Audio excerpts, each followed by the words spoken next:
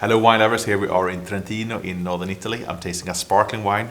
This is Trento DUC, Brut Nature.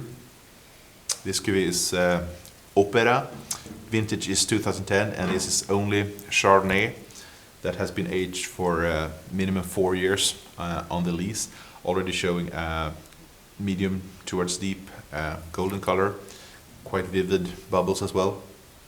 Pure on the nose here with yellow fruity notes, hazelnut, fresh butter.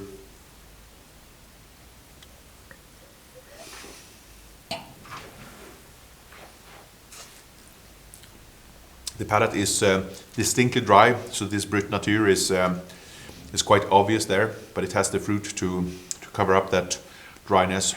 Generous yellow fruit, yet with a very good acidity, sensation of freshness. Creamy mid palate and long finish there, quite lingering. It still appears rather youthful, and this is certainly a style of wine that easily could be aged for another 10 to 15 years in a good cellar.